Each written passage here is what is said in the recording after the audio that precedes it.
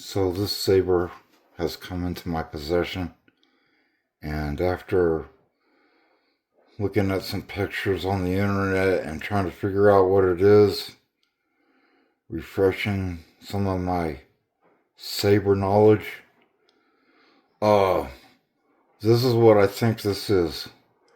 This is a United States Army Saber that was owned by an officers club. The reason why I say that is for a few reasons. One is there's no engraving or etching on the blade. And then over here on the hilt is different than a normal Army saber, as well as the handguard is slightly more flattened out. And of course this is a ceremonial saber. So ceremonial sabers like this are exactly like, they have the exact same military specs as a actual saber. It's just that the blade has not been sharpened. But anyway,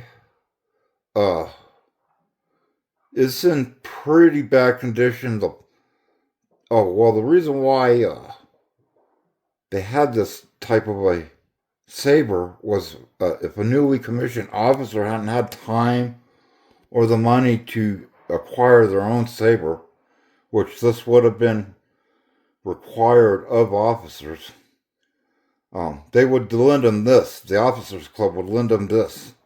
And that's why it's differentiated. It's so that the lender can be spotted without taking the blade out of the scabbard. So it's in pretty bad shape. The plating, especially on the scabbard, is flaking off, and there's rust where the plating has, even on the sword. You have a little bit of rust, but especially on the scabbard.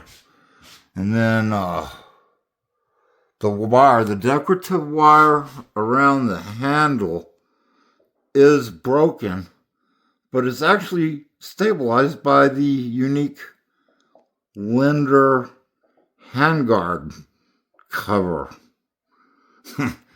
Right? And in the case of this lanyard attached to the scabbard, that is not kosher. It would be attached to your Sam Brown belt with a hook and chain.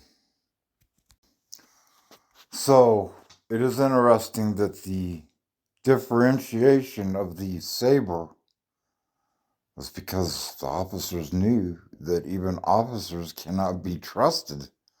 One could take a normal saber that is unmarked and mark it. So they had to differentiate the lender. Which brings me to the problem I have with it, which I would like to keep it, but I got to do a little homework on it, because you can get sabers that were owned by private or by officers that actually own their own saber. But this saber was owned by an officers club, and I'm pretty sure they quit their Linda Saber program. But I'm not sure that there was I don't know, I need to do homework. I'd like to keep it, but it might actually be stolen property. So on doing a little more homework, it appears that if the possessor acquired it lawfully, and from a person that acquired it lawfully,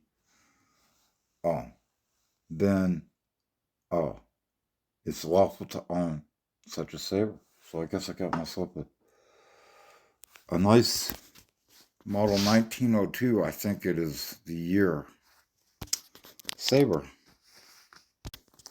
However, if there is a military organization or an organization of military retirees that want to claw this saber back, I will be willing to give it up. So, uh, that's what I think about this sword, or the saber.